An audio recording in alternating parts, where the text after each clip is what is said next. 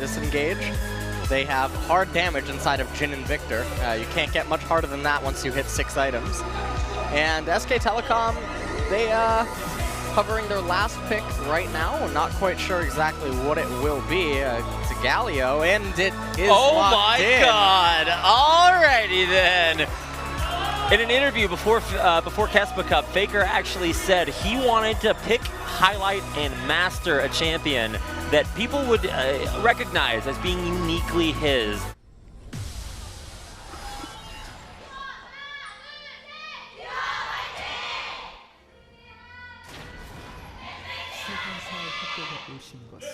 Welcome, ladies and gentlemen, to game number 1 of our KeSPA Cup round of 8 series between MVP, your team on the blue, facing off against Faker and his Galio on SK Telecom. T1 in the red. An interesting matchup, so lots to talk about. Yeah, interestingly enough, Faker actually electing for the corrupting potion early on, and I don't see a way for him to really harass Ian, but that's definitely an interesting start. That's not something I was expecting to see. And we're going to have to just see how he plays out this laning phase, because this is probably the most surprising pick I've seen in Korea in at least a year or so. And we've seen different eras come out with their own, unique champions that you'll see, picked just kind of randomly. We got to see a Zillion earlier on this tournament, I believe from Edge, and that was a little bit of a throwback. We got to see, I'm trying to think if there are any other really unique champions that we've seen come out. We got to see a Leona a little bit earlier on, but this from Faker is not necessarily just any, random or unique champion. We've seen Faker pull out things like, I guess, mid lane Olaf to counter mid lane Aurelia, and you're like, oh, okay, well, champion on champion, maybe that works, but no, he's actually put in so many games to learn all the subtle nuances, so I'm really excited just to learn a little bit here in the mid lane. Yeah, and I mean, starting things off also, let's note that Faker does have Strength of the Ages, and so he will be getting a lot more hit points per cannon minion that he is able to kill. And interestingly enough, MVP and SK Telecom's team compositions, at least in the early and mid game, they're going to be very even. But once it reaches the 5-item, 6-item point, I can't see a way in which SK Telecom's actually going to be able to win the game. So this is really interesting, especially with Strength of Ages. That does mean that perhaps we're going to be seeing more of a tanky Galio kind of style, and with his passive helping him out or giving him bonus stats per magic resistance, you're going to maybe be predisposed to that. So we'll get a chance to see that. If I'm not mistaken, Strength of Ages also gives you bonus health on major monster kills. So when he gets blue buff, he's also going to get stacks on that as well. Yep. And Bengi actually electing to take the blue. That's something I'm a little bit surprised to see, given that he's an energy jungler, and typically Lee Sins give away their blue buff to their mid laner. Also, the relationship between Bengi and Faker has always been one of, Bengi helping Faker out a lot, really sort of being his third summoner spell. But taking the blue buff away is something, like you said, that we haven't seen a whole lot of Lee Sins do. Interesting to see how that will affect here. Bengi coming around the corner as he comes, dodge there, goes forced out, Oh. and Ian with just the sexiest sidestep away from that Sonic Wave. Yeah, and that's really unfortunate to have actually missed, because that also would have probably resulted in Ian having to use his summoner spell Flash. And at this point, I mean, mid lane is already off to a very, very poor start for Ian. He has a long way to go until he can reach that Hex Core point, and he doesn't really have a lot of mana left to sustain with. And we can see that Faker's actually trading with him quite well. Faker also has the teleport up still. Big stat you can see on your screen here, as far as gold per minute, comparing SK Telecom to MVP over the course of this past season, every minute that goes by, SK Telecom makes almost 500 more gold. So you take 2 minutes going by, that's 1,000 more gold for SKT. 3 minutes, 1,500. It's just kind of a mind-boggling stat to see how good they are at just sort of, strip mining the League of Legends Rift for all of its resources. Yeah. And right now, I mean, SK Telecom off to a little bit of a gold lead. A lot of that, I feel, is coming from the top lane, as we can see that Prophet, already at 4.5 minutes, is up to a 8 CS advantage. That's pretty significant, and we talk about this pretty consistently, how Poppy, along with the rest of really MVP's roster, will scale insanely, but you just have to make sure that you can get out of the relatively weak early game on her. And for Ed, when he says that she's, at least to him, the strongest champion in the top lane, you got to know that he's pretty practiced on doing that. We'll see if he can handle Prophet's new aggression. Yep. And again, Poppy, not a champion that is necessarily judged by her ability to keep up in CS, but rather how far behind she does not fall. That's an interesting way to phrase it, but yeah, you just gotta hang on as long as you can, and there you can see Ed clearing out the wave, heading back to base, and probably going to elect to use that teleport to return to the top lane. See what his first item buy is, see how he breaks on that gold, but actually Faker, now after having used his teleport to return to lane, has a little bit of pressure, as he has gone for that Dark Seal to amplify the healing from his Corrupting Potion. Yep, and beyond, everyone knows where he is right now. And Faker doing a pretty good job here on this Galio. He is out farming Ian, which is probably not a situation that you want to be in as a Victor. It's also kind of impressive because he actually missed like at least half a wave early on under turret, and he's still able to come back and get all this CS. And he's actually able to stand up in the wave and melee auto-attack these minions against a Victor who's traditionally pretty good at harassing melees when they go to clear the wave that way. And now walking forward, he's hit that level 6. Oh, the flash away! Ian preempting Faker's initiation. Yeah, and that was actually a really good play by Faker, because if he does get the taunt onto Ian there, then certainly Bengi would be able to follow up and knock him down. And these are the type of roams, by the way, coming in right now that I've talked about Ed, where he loves to live in the mid lane, and Bengi is here. Faker, oh my god, even Beyond exactly where he needed to be. He had Beyond actually flash over that tiny little wall to fire his cocoon at a range that would at least force Faker's flash out, and it did. Yep. And now Prophet is going to be the one roaming down, and this is just going to be to keep Ed back a little bit, but I don't think he's going to be able to do too much. Ed getting a little bit lucky there on the buckler as well, bouncing toward him, so Prophet couldn't actually continue the trade. But now it's Prophet's turn to get a little bit adventurous and head down around the mid lane. He has hit level 6, so he does have his equalizer, but with no Idol of Duran there for Faker, I don't believe there's too much of a combo in Prophet. After harassing the Scuttle Crab, we'll head back to top lane. And now Bengi just getting his red buff, as blue looks to be handed off over to Ian, as he definitely needs to stay in this lane a little bit longer to get that. Oh no, blue cannot reset. All right. Okay. Wow. That would have been a little bit close. And then you see that awkward moment where they realize it's resetting. They desperately try to dish out as much damage as they can, but it's just not enough.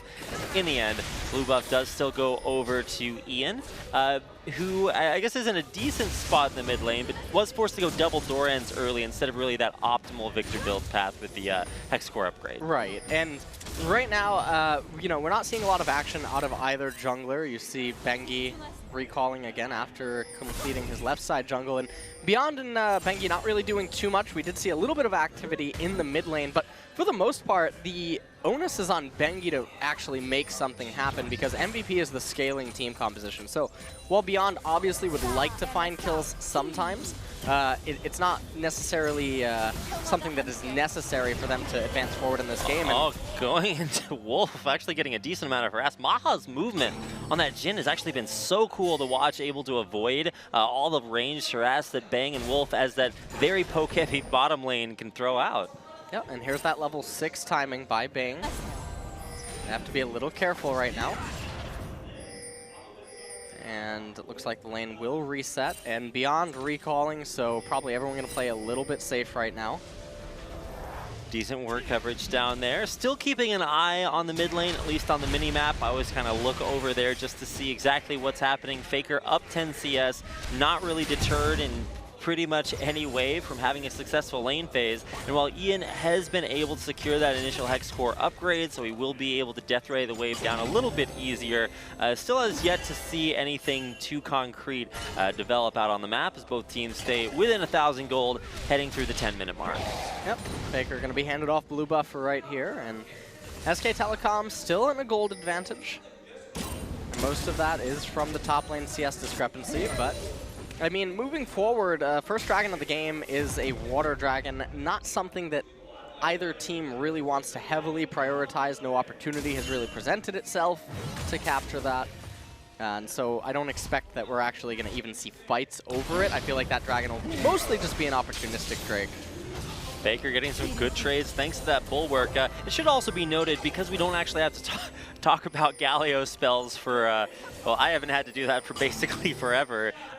When you have max rank level 5 bulwark, that gives 90 armor and MR to whoever you put it on, and then also it's going to give that healing back. But you put that on guys like Bang, your AD carry all of a sudden just like grabbed a couple of chain vests and just like slung them over his shoulder, and is a lot less destructible than you're used to. Now Bengi forced to flash over the wall. Bard ult dodged away from him, but they're coming through the magical journey. A nice hit there, and Bengi's doing the utmost. He's now on the other side, staying safe with the Crux. Safeguards right back over to join the rest of SKT. Going forward for first blood with a kill onto Max. And Bengi, the mastermind, able to completely manipulate that situation. Yeah, that was a pretty good outplay by SK Telecom right there, managing to get that first blood up on Bengi. And here comes the opportunistic Drake that I was talking about. I assume that they'll take it. Okay, well, there's a little bit of damage right there, but we're going to see the replay. So Max using his ultimate, even though he was going to take the magical journey, a little bit of a misstep, and that was actually a really cute dragon kick as everyone went into the skies. And right there, when the Ash Hour comes out onto Max, there's no hope for them to escape. You saw Bengi holding on to reactivating that Q right there, trying to possibly give the kill over to Bang, as that would be a better place to have the first blood gold. But nonetheless, SK Telecom picking up a nice advantage early on. And for Bengi as well, in his matchup against Beyond, that's something that I also kind of want to highlight. Last season, Beyond beat or tied every single member of SKT in MVP points. So this is a guy that when his team wins, they win because he's actually just so good. So really interested to see how he fares off against a guy like Bengi, who now has this 400 gold steroid given to him. Beyond went mobility boots early, so that's trying to get around the map and make a lot of things happen. And it's actually Bang to strike first. Yeah, but or Bengi. Problem with the mobility boots first, and we'll hold that thought. Oh, flash for flash. The tether will not lash. Ghost forced out as well as Ian's flash. So a good roam mid from Wolf. Yep. Good roam indeed, as now Ian's going to be under a lot of pressure by Faker. Going back to the Beyond itemization choice, the mobility boots is definitely very interesting, given that he has 3 scaling lanes, and all he really ever needs to do is match gank or counter gank. So the mobility boots, generally a proactive boot choice in making ganks, I think is a little bit questionable here.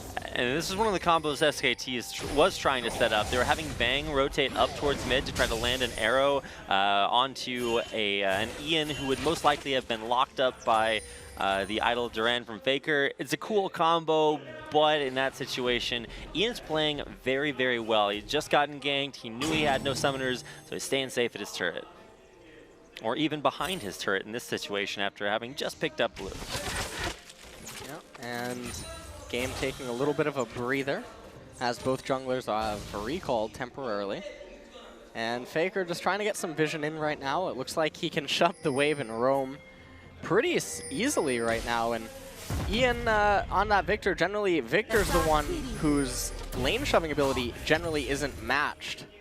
And so it's a little bit interesting to see Victor actually being constantly shoved underneath the tower. This is something that usually only Talia or Azir did, and teleport coming down. Wolf actually going around behind that Tempered Fate. Now he's going to be caught out in the middle of almost the entire MVP squad. That's the first kill on the board for MVP, but an equalizer coming down from Prophet. Beyond trying to wait it out before getting out, and he will, thanks to a nice disengage for mid. Yep. So using that teleport pretty nicely, able to find themselves a kill right there. And we can see the Ed actually running back up to top lane. And this is the type of pressure stuff that I was talking about in the pick ban, where Ed seems to like to give Ian a lot of help and support. And oh, but he might be in a little bit too rough a spot here. Faker does not have his ultimate, yep, so he won't be able to lock him into place. So Faker being forced to recall right here, and that's going to give Ian some breathing room in mid lane. And without having, oh, never mind, Faker cancels his teleport. Take a look at this bottom lane gank again. The Tempered Fate really puts Wolf in a rough spot. Yeah, so you can see that Faker's actually recalling, and I think the Chaos Storm was called down on him on the mini-map. And when Wolf goes down, and without Faker to really come here and help, the fight basically just ends for SK Telecom. Ed able to knock Prophet away a little bit. Rumble's mech was not built for that. Yep. In the mid lane at the same time, we didn't need a chance to check it out, but Faker was actually able to, or tried once again to channel his idol onto Ian. It didn't work out, and so Ian was able to push him back. Neither player expended summoner spells or died from it, so just a little bit of an altercation going there that did prevent either one of them from really impacting the bottom lane. Nice to see, though, Ed really mobile across this map, and Prophet kind of matching him step for step. Very nice. Laser right there, able to CS the lane pretty quickly. Sometimes Victors actually mess up and only get 5 out of 6. Like, that's how you tell the difference between the good Victors and the great Victors, LS. Yeah. A little bit of poke by Faker. And I mean, it seems right now that Victor can actually outdeal the Galio pick right now. It seems like Faker's damage output and sustained damage is much greater than Ian's Victor, at least at this point. Both mid laners owned a pawn shop. You'd get more for your money at Faker's store because he can outdeal him. There we go, getting on to Beyond, pushing him back away from his own jungle, but now trying to find something. Bengi getting locked up against the wall. There's the Tempered Fate. Chaos Storm right on top of it. Here comes the Curtain Call, but Faker's blocking it out. In the end, it's Beyond able to take out his opposing jungler. Faker trying to get out as well, avoiding that deadly flourish, and SKT will retreat back to the bottom half of the map after losing their jungler. Yeah, and that was a pretty good dodge by Faker just now. That situation probably could have gotten a little bit uglier. And that was a pretty good captured opportunity by MVP, so we're going to see it again. So MVP right here with Max, able to lock up Bengi, and Max doing a phenomenal job right here with constant chain CC. And right there, Beyond able to get the kill onto Bengi, and then it looked like Faker was going to be poised to go down. And I question if that snare had actually hit by Maha, if he would in fact have gone down or be forced to use this flash over the Dragon Ball. Great dodge there. Faker stays alive, and little tiny plays being made. That one, I gotta say, like you mentioned, Max so good at his Tempered Fates here.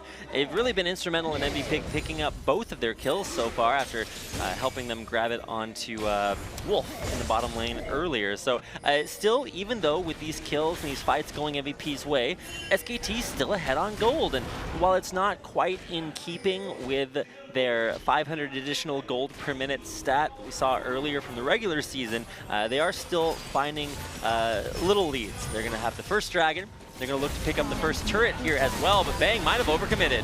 Oh my! Wolf's flash! That's insane. And he is able to block pretty much everything from getting onto Bang, who will turn around, throw an arrow, but it will be repelled away from. In the end, it's actually going to be Wolf that does fall. Can they chase on for more? Ed going deep. There's going to be that, deadly flourish. They'll catch one. There's going to be another double knockup, and Ed's just doing the utmost. Max coming around the corner. Bengi trying to run for his life. He's sticking down. There's the laser from Ian to crush him to take a 3-for-0 exchange. And you have to wonder right here, where was Prophet or where was Faker running dual teleport? It's very uncharacteristic to see your team falling to very extended trades like this. And look at that flash from Rolf right at the very beginning to keep Bang alive. That was a pretty big hero play. Even though he goes down in the end, you're really going to hand it to him because that reaction speed was so quick. And unfortunately for them, the curtain call came out at the end, and it gave Ed the ability to get onto both of the members of SK Telecom. And at this point, when Ian arrived, it was too little too late for Bengi to try to manage to continue to escape. And they did get a tower out of this, SK Telecom, but MVP looking so good right now in this game. Oh my god. In the mid lane, meanwhile, while all that was going on, Faker was able to force out Ian's flash by getting right on top of him underneath turret when he was very low. So that might have been why Faker was not teleporting down there. And for Prophet, that's the big mystery for me. When you see your opposing top laner channel his teleport, you got to look for a good opportunity to turn that around, and so many ones for Prophet to take that he just didn't. So in the end, it's still a good play from MVP, but look at what SKT are doing off the back of that. They're snowballing this into objective leads even after losing a fight, taking that mid lane turret, arrow onto Max immediately. He's going to get caught there by the idol turret, and Bengi gets right on top of him. There's a lot of damage coming in from Ian. It's actually going to be Bengi going down. Yeah, so they trade Bengi for Max right there, and that I don't think is going to be the best of trades that you would want.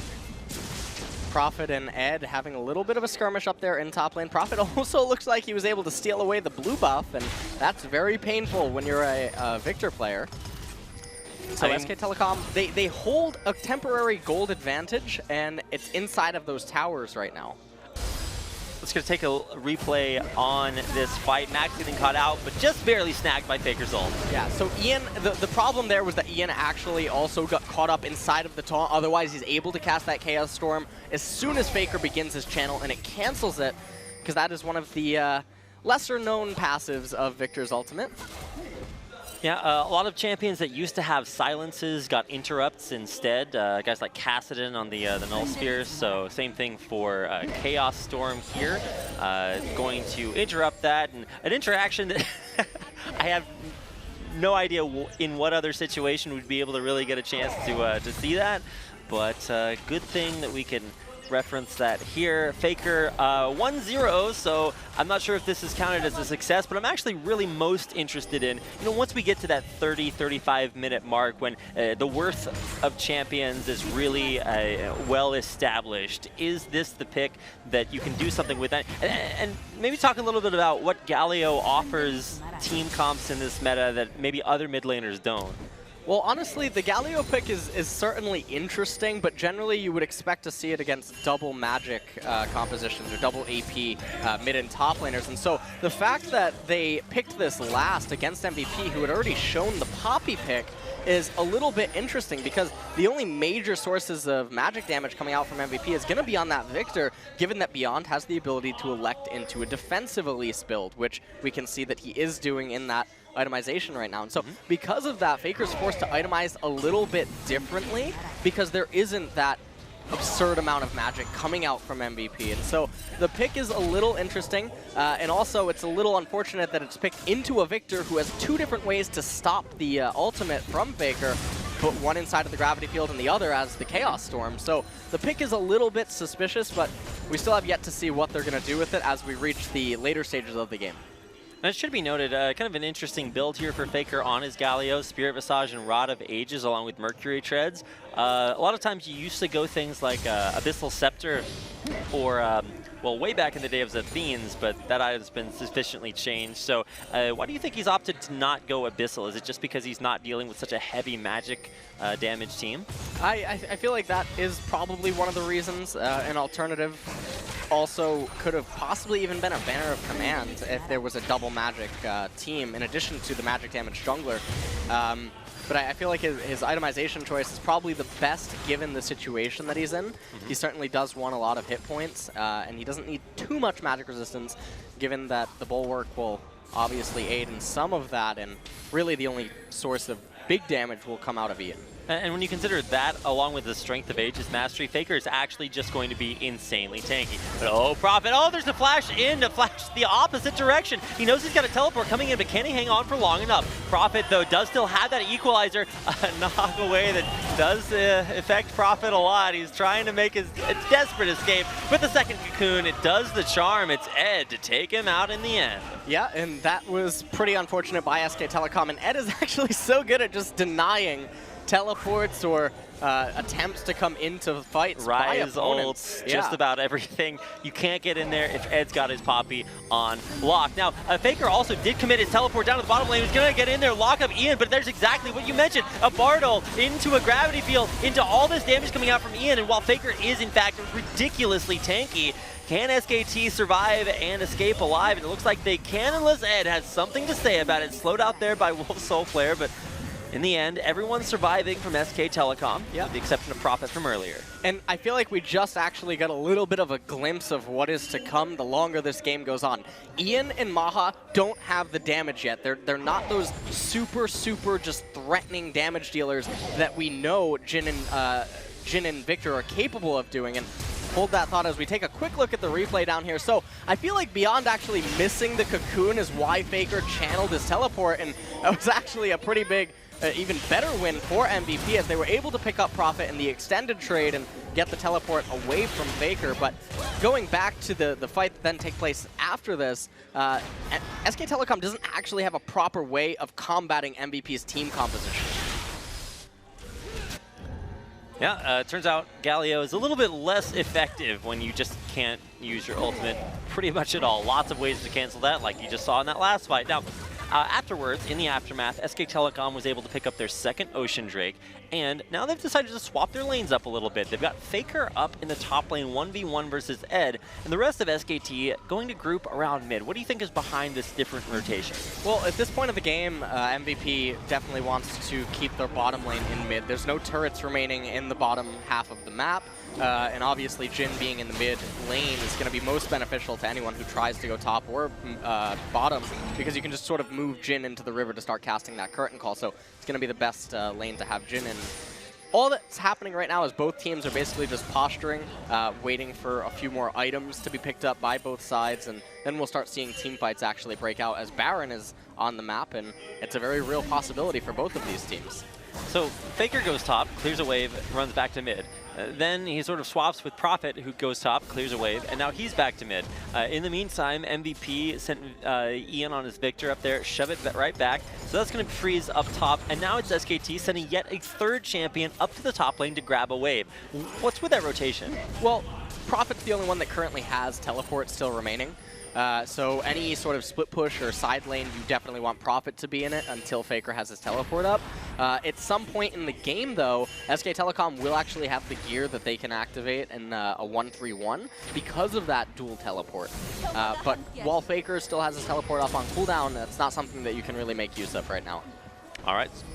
So Prophet and Ed, both with their teleports available, head towards the bottom half of the map. But now you can actually see Ed running forward. Arrow hits onto Max. He's immediately going to QSS his way out of that and get back to a good position. Ed very tanky, but he's actually going to try to knock somebody away. Doesn't get it. Now he's beset by Bengi over the wall. There's the gravity field in the back lines, but it's not really going to lock anyone up just yet. And SKT push MVP back. MVP do survive successfully, though. Yep.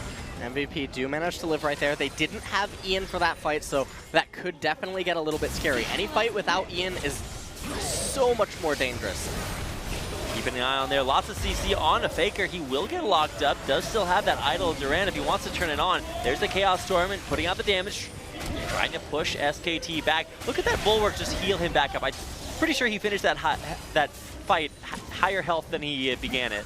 So it was a little bit difficult to say. So all that to say, Faker pretty darn strong at this point, only looking to get stronger. What do you think that needlessly large rod is going into? I'm not entirely sure what that needlessly large is. He might just actually be looking for straight up damage going into a death cap, because he has had it for a little while now. The only other option, I guess, is going to be... Oh, catch on to Wolf, who's dropping incredibly low. He's still alive, just barely somehow, and Wolf's going to walk out. That's that Karma survivability, flashing away from Ed, and he will survive somehow. Beyond and Max the casualties, though, and it looks like maybe Ed might still go down. There's the idol Duran, locking him back in.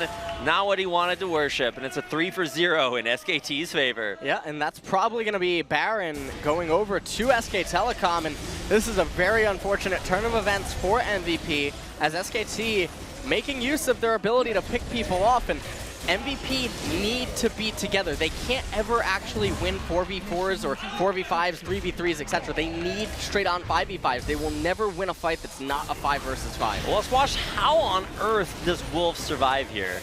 So the heal coming out from Bang gives Wolf the ability to basically manage to get away by the skin of his teeth, and at that point, Ed not able to find any way into the back of the team and getting slowed up and eventually taunted by Faker means that he goes down as well, and you can't fight like this if you're MVP. Absolutely. Also want to point out, SK Telecom perfectly using Faker's Righteous Gust to all sort of funnel in behind him and get that sort of headwind passive to have that extra movement speed to keep up, catch out ADD or Ed, and take him out in the end. So really incredible. And what champion has the highest KDA in the game right now, LS?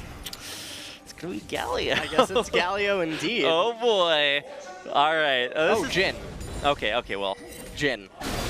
Curses. Foiled again. Yeah.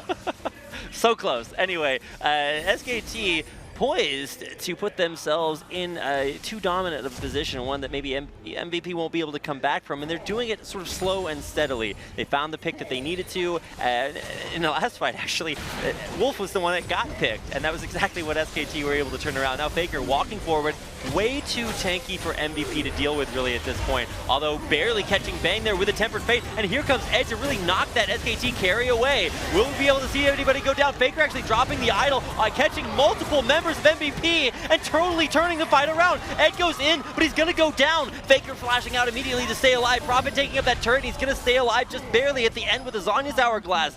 SK Telecom in the end lose their carry, but take out 3 from MVP and push into their base. Yeah, and oh, beautiful teleport by Faker right there to lock up that turret, and it's gonna enable them to push on. Not that it would have been needed to capture the inhibitor, but definitely helps them nonetheless speed that process up, and now they're moving towards mid lane, and Faker's just gonna take the turret. What's a turret? Hey, did turrets deal damage, LS?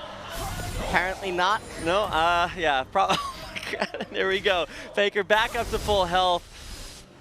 Doesn't afraid of anything. Yeah, you can just basically see this team fight, and it started off so well for them. As you can see, the Chaos Storm just makes its way around, but look at what happened. Ian stepped too close to Faker, and them getting locked up is just really good, reverse opportunity by SK Telecom to punish them for making that mistake.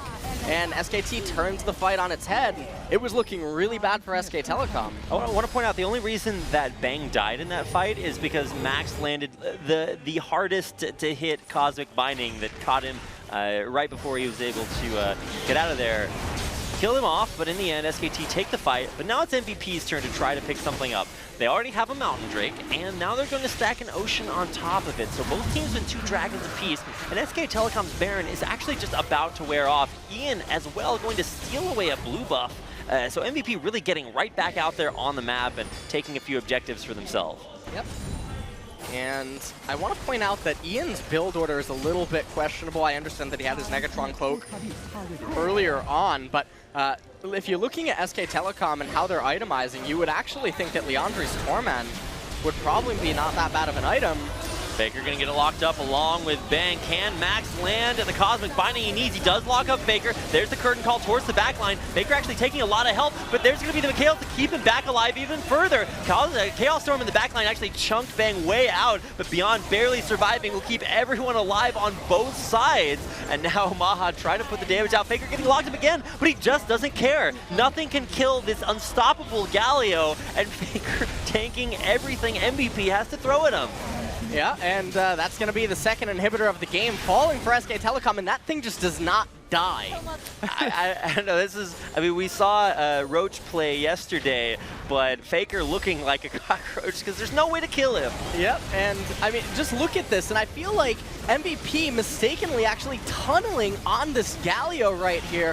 Faker channeling his inner Teemo passive as the rest of SK Telecom being completely ignored. And I feel like this is some team fighting mistake that MVP are not adapting well to the Galio pick, and SK Telecom using it in full effect. Yeah, the unkillable Demon King here to stay, and now Faker, the strong, gets stronger. Can you quickly count those little bars in Faker's HP bar for me, LS? Just a little. Almost 5,500 gold Baron power play there for SK Telecoms. They crack not 1, but 2 inhibitors. Put a ward in the base that can be teleported to by Prophet, who's got his up on time. But wow, just it was the death cap that you were talking about, looking for more damage, and a void staff on top of it. So Faker at this point, I mean, all he's missing is turning his Dark Seal into a little bit more stacking up. I don't think he's going to go for that quite yet, but we'll see. Faker getting a little bit. Okay, I say he's he's taking the turret. Where's the damage there? And when turrets really don't mean anything, that Omewrecker guy gets a little bit sadder. Yeah. All you need is a Galio to take it up. I don't even know how this is. That champion just doesn't take damage.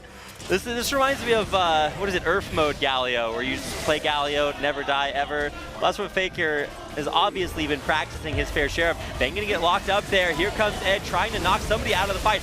Faker does start taking a little bit too much damage, but he's just unkillable. Ian in the front lines actually will pop as the second casualty there for MVP, who just have no health bars to continue fighting that fight, and Faker survives through it all. Yeah, and I wonder if this will be the end of the game. Double teleport coming in from SK Telecom. Oh my god!